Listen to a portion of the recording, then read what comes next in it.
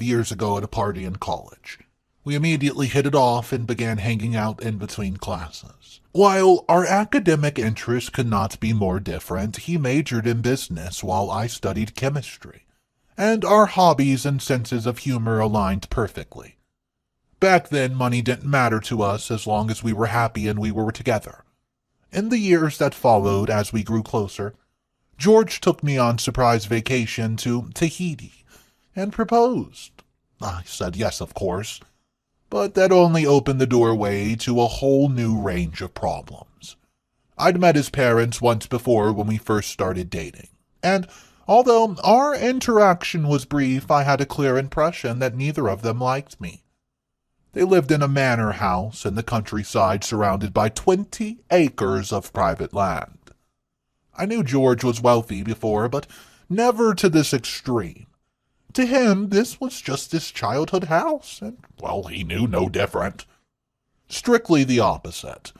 I kept my family life quite private from my friends, at the request of my parents for reasons I'll explain later. I guess in the end his family fortune's what caused the conflict between his parents and me. Well, I still remember when he first told them the news. He said he's never seen them more horrified in his life, which I thought was quite fitting for how much they disliked it. Nevertheless, this wedding was going to happen, with or without their approval, so they had to get on board with the idea if they wanted invites. We spent an excessively long time stressing over every minor detail of the preparation, visiting a number of venues within our modest budget locally. We then had to decide on the theme of the wedding, who to invite, where to sit them, what food to serve, and the wedding dress itself. And then 2 weeks after we picked a place, we got a horrible call to say that they had to cancel our reservation due to construction repair. In the end, we had to step away when it became a little too much to juggle, all at once settling for a slower and more relaxed approach which let us keep a grip of our sanity, for now. This included our particular bachelor and bachelorette parties, the details of which we decisively kept secret from each other after the fact. For the final and arguably most important shopping item left to get, I took my mother and closest friends into the city to browse the shops for a wedding dress. I must have tried on at least 30 different dresses throughout the day before settling on having one custom made. After some little pushes of encouragement, when I returned home that evening, my fiancé wasn't home, but had left a note on the fridge to say he was on a similar mission with his friends, so I happily waited for him to return.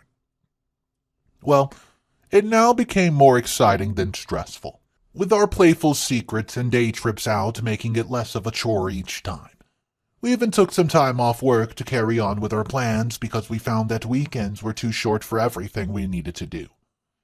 My fiancé usually visits his parents every other weekend, and I would use this time to visit my own parents or see college friends. This time, however, I was shocked to be awarded to an invite, as well as apparently they had something they wanted to discuss with both of us present. As we pulled into the mile-long driveway and approached the house in the distance, I was reminded of an old nickname I had for the place.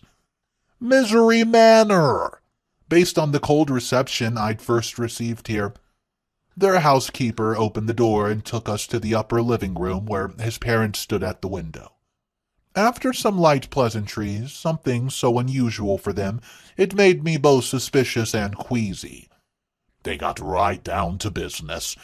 Ringing a small brass bell on the side of a table, entered a man in the room, who they introduced as the family lawyer. Taking out papers from his briefcase, he started to explain legal proceedings around weddings and divorce. In his speech, he was very particular with his phrasing, giving out the particular divorce statistics, and how many of those divorcees end up in the courtroom scraps over the finances. Cutting to the meat of the subject, the fiancé's father butts into the first mention of the dreaded word, prenup. Taking a form from his lawyer, he placed it on the table between us and pushed it across us to look at. They were so confident in the idea that they had just about finished the form already, only requiring our actual signatures to make it official. Talk about eagerness. I wasn't only mortified, I was annoyed that his parents would try running such a strong smear campaign against me. To my face nonetheless, suggesting that if we ever grew apart, I would try to make my fiancé for everything he had. Like some cheap gold digger. Wrapped up in my own feelings, I failed to notice my fiancé sat next to me, who, on the other hand, looked quite concerned and thoughtful about the idea. It was strange for once to be at the polar opposite about opinions. Not sharing that same frustration, but he actually seemed to agree on what they were saying. Maybe, just maybe, they're right. I'm not saying it would happen, but wouldn't it be better to have this just in case, just like car insurance? Well, when he said that, he made the room chuckle. Ah, exactly right, my boy. You wouldn't wait until your car was stolen to get insurance, would you?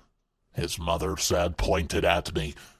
I shrugged noncommittedly, explaining my hesitation despite their protest and dogged persistence.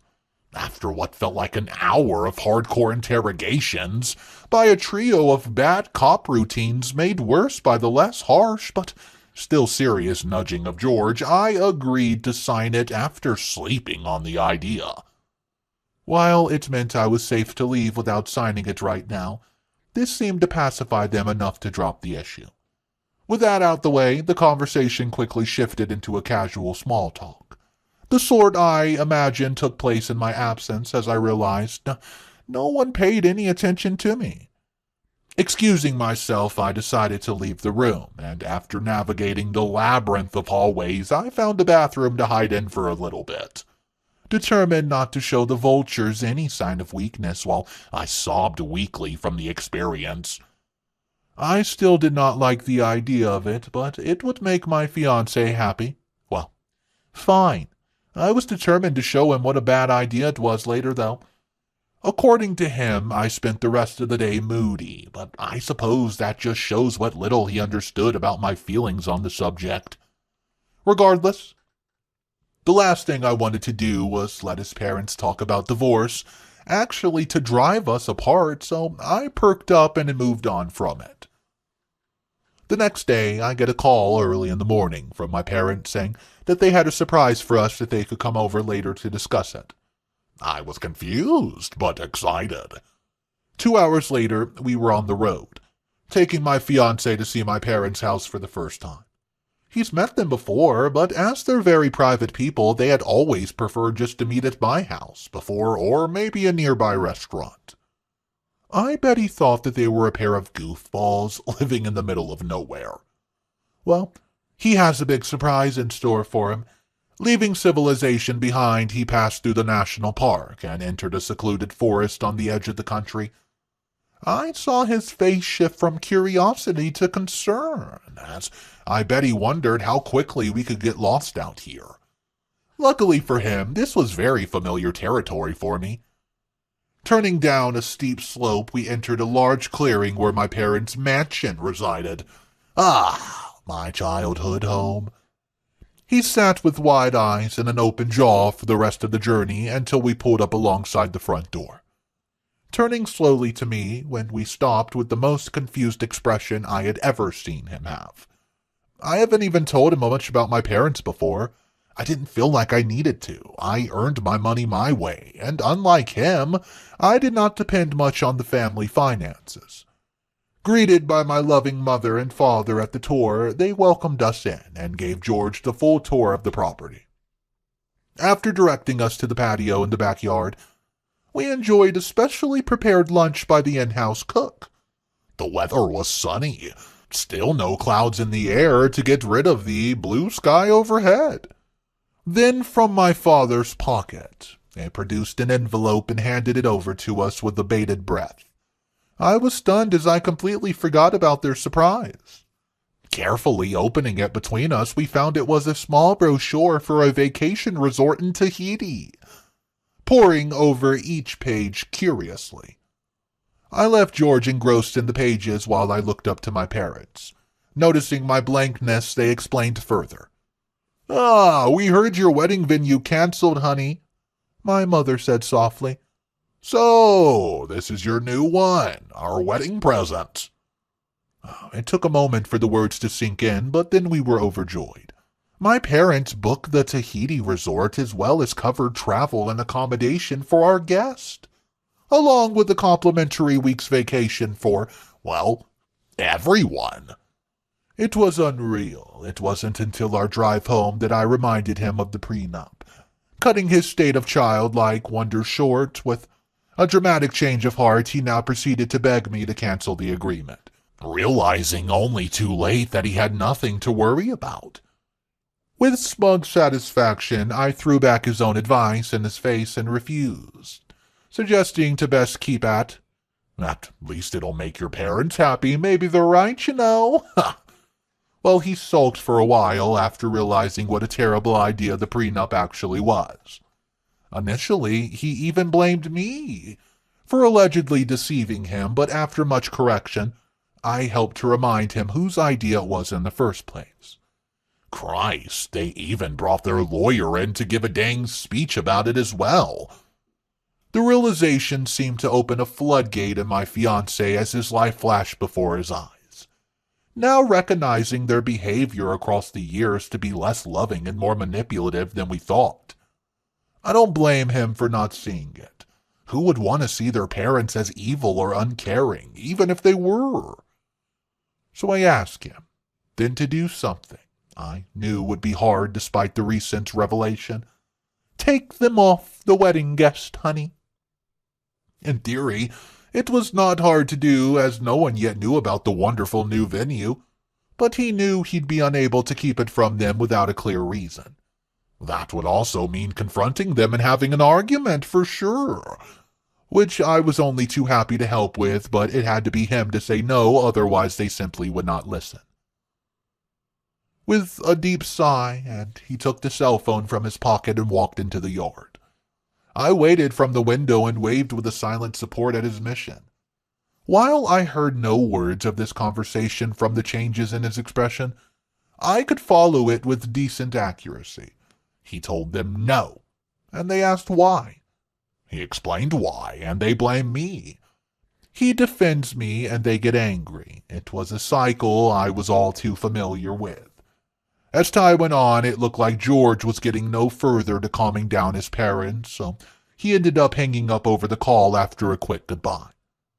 He shuffled back into the house, looking deflated and miserable, doubting whether he's done anything right. I gave him some much-needed validation and reassurance, and our wedding was about us, not his parents. They would not die if they missed this. Probably. Well, but either way, this is what we decided to do together, and it was my job to make sure he did not get soft and change his mind before the big day. 3 weeks later, we rose to the ungodly hour of 4 a.m., just to pack our bags and get a cab over the airport for the final leg of the marital journey. 2 flights and 15 hours later, we landed in the tropical paradise known as Tahiti. My parents were already there, along with a few close friends, who got there early to start getting everything ready ahead of the ceremony. Luckily, this also meant that George and I had less than we needed to know, giving us little time for rest and relaxation to combat the fierce jet lag. We did stop that and help a little bit in the evening, where there was still a bucket load of tasks to finish before the rest of the masses showed up. Everything was perfect. It was like a postcard, and so much better than the first venue we tried to book. I fell into a bed at 8 that evening after an exhausting day and a delicious dinner. The next morning, I got up to 6 to watch the sunrise over the tranquil waters, joined later by my mother and bridesmaids. Whether my fiancé had a lie-in or not, I don't know. He was usually a heavy sleeper, but who could sleep at a time like this? As the sun rose, so did the rest of the staff and guests who arrived us on time sometime into the night, while others came by cab or bus throughout the day, and then the place was abuzz with activity. For the sake of those catching late flights or needing rest after their long trip, We scheduled the wedding to start at dusk, giving everybody plenty of time for both, hopefully. Skipping the minor details, we then started the ceremony itself, which was held on a beach nearby the venue. The perfect backdrop to the perfect day. The procession went without a hitch. It was a little sad that in front row still had a few empty chairs in reserve for his family, but I hope it didn't weigh on his mind too much. Then after some tear-jerking moments, we were officially, finally, husband and wife. Moving back to the venue, we began the celebrations with a 5-course dinner and bottomless cocktails for our very enthusiastic attendees. With that seemed like the serious part. It's out the way now, and all that was left was to enjoy it to the fullest. After dinner, I noticed that my handbag had been slowly moving across the table. Picking it up, I realized it was my cell phone that was furiously buzzing a tone demanding attention. Turning on the screen, I saw it was from my husband's parents, along with 5 other missed calls. Stepping out into a quieter hallway, I listened to a voicemail to find a, full-blown angry, jealous rant about the wedding and me personally. I deleted the other voicemails and expected much of the same, and then, back in the main hall, I snuck away to my husband's phone. It looked like he had also had a few missed calls and text messages, except this time it was focused on apologies rather than insults. Go figure. I decide to turn both off and leave them in our room. That way they won't be able to ruin this evening the way that they tried to ruin mine. They were not here, and calling us now to apologize was far too late. So, I want to ask you guys, am I the a-hole for not inviting my manipulative in-laws at our wedding? Please let me know in the comment section down below. Update number 1. The wedding was fantastic, with the little drama, surprisingly. My parents helped take the weight of responsibility and organization so that we could kick back and relax, a little despite the stress of it all. I was very thankful that I encouraged my partner, now husband, to take his parents off the guest list. Well, while I understand it may have been a painful thing to do, I could imagine they were probably the type of person to object to the marriage at the end of it anyways and cause a huge scene like a soap opera. The venue was as amazing as my parents said, and the weather could not have been better. It made the wedding a tropical paradise that guests wish could last forever. While we/I splurged on the trip to make sure our guests enjoyed it, we did also give ourselves an extra week away for our honeymoon road trip. Over the course of our extra week, we went to a variety of tourist hotspots, tried many wonderful cocktails, and had no contact with anybody back home. Our professional photographers processed and uploaded the pictures for us onto social media, which we browsed for a little bit before we started to get bombarded with posts and messages from jealous and curious friends. Sadly, this also included his parents, who we still pointedly ignored. Despite our stubborn silence, they continued their attempts to contact us directly, leaving numerous voicemails destined to be deleted immediately. Well, it was sad that we had to say goodbye to our extended stay, but we had to leave eventually, so at least you could say we made the most of it. We may have also been planning our second short vacation in the near future. A series of long connecting flights later, we finally arrived at my parents' house mid-afternoon, and overcame jet lag and fatigue. We crashed until the next morning. My father kindly offered to pick up from the nearby airport, knowing the house my husband gladly accepted it, as a semi-vacation in itself, to not have to drive the way. We turned our cell phones back on after the flight and noticed he had another missed call from his parents, but left it to deal with it just tomorrow. Sometime in the early hours of the next morning, we were rudely awoken by shouting outside our bedroom window. Sneaking a peek between the blinds, I noticed it was the in-laws, who had somehow found my parents' house and now proceeded to give themselves a tour. I shook him awake and explained the problem, quickly getting modest before going down to greet them. It looked like my parents were still asleep, and I hoped they stayed that way until I'd gotten rid of these, well, pests. We found them staring with wonder at the heated pool in the backyard. Closing the door behind us so they didn't confuse it with an open invitation. Upon noticing me, I expected a scowl or at least a grunt of disgust. Instead, after a quick and calculating second, they seemed to worship me as much as they did their own son. They stubbornly apologized for their previous behavior and begged us to forgive them, even offering to help get rid of the prenup as, in their words, and I quote, "Oh, honey, you never did want that anyways, right? What good is a silly bit of paper anyhow?" With a kind of fake laughter after that. From previous calls and text, I just assumed that they had seen all the wedding pictures, yet strangely did not bring up the topic once, even though they must have still felt a bit disappointed or angry about being left out. "What are you doing here?" "We came to see you both, of course. Wanted to congratulate a happy couple." My husband and I exchanged uneasy glances. "Okay, but here. How did you find us here?" He pressed the question again, and his mother turned to him and pulled out her cell phone, pointing to a map on it that displayed his location. He erupted with absolute rage when he realized what it was. His parents had bugged his cell phone sometime before the wedding to keep a track of him. Now it's their turn to try to calm the situation, as we're equally furious about their ambush and new controlling tactics. Pulling my husband by the hand, I opened the back door and attempted to shut them out. Instead, they managed to annoyingly push their way in and proceed to continue the tour before our interruption. Well, chasing after them, I threatened to call security, but they ignored me and continued to look around. Reaching the emergency button under the kitchen counter, I alerted my family's on-site private security, and just waited at the door for the arrival. With their help, we were able to stop his parents and escort them back outside. Softly pushing them towards the door, my husband assured them they could talk again later, even though I could see from his eyes how sick of them he'd started to get.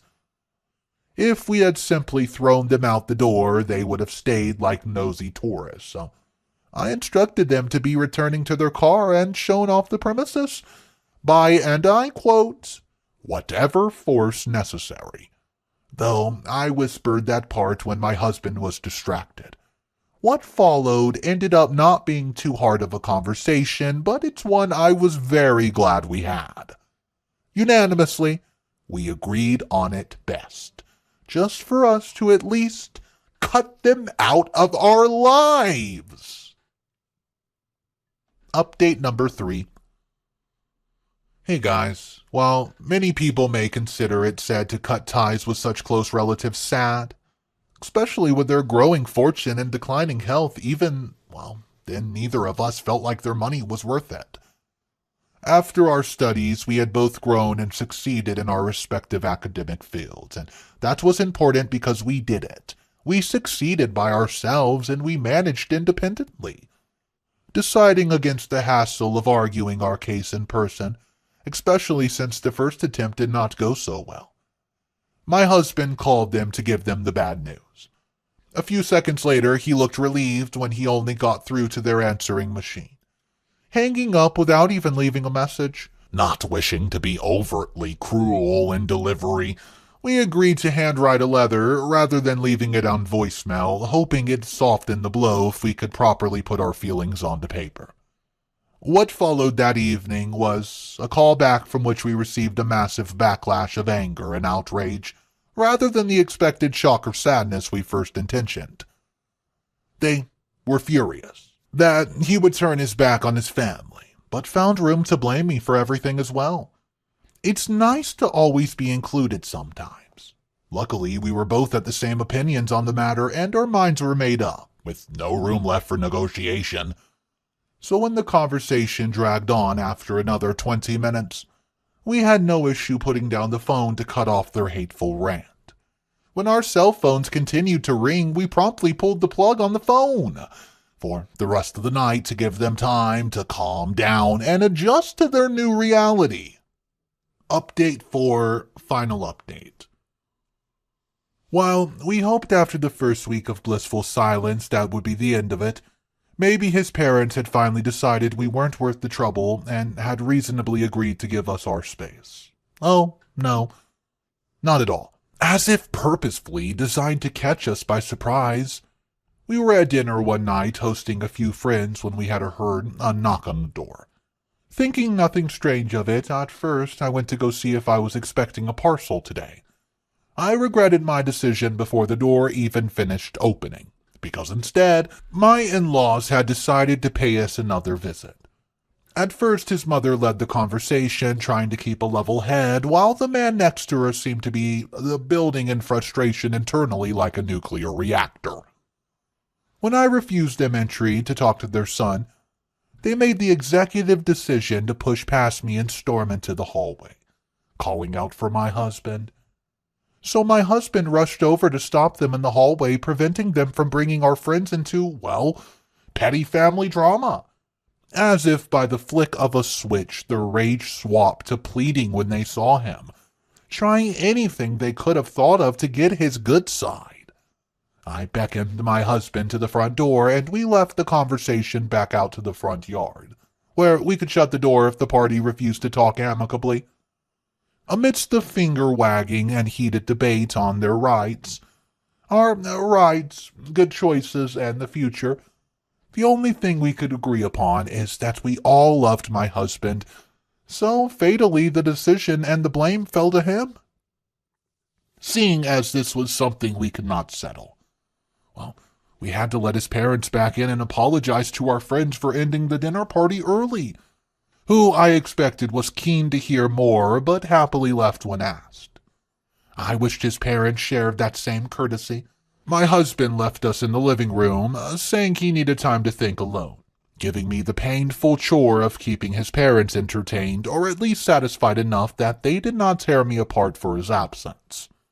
Luckily for me, their outburst earlier seemed to have exhausted them to the point they could only manage icy glares across the room instead, which I had no problem ignoring while pretending to look through my cell phone. Half an hour later, he returned and caught their attention again. Sitting upright with newfound energy, he chose his words carefully but ultimately sided with me in favor of keeping them far, far away. A somber last resort, he even mentioned legal action and restraining orders if they tried to turn up to the house again without asking. He opened the front door and forced them out afterwards as they stumbled away dejected. Hopefully, now, this will truly be the last we ever have to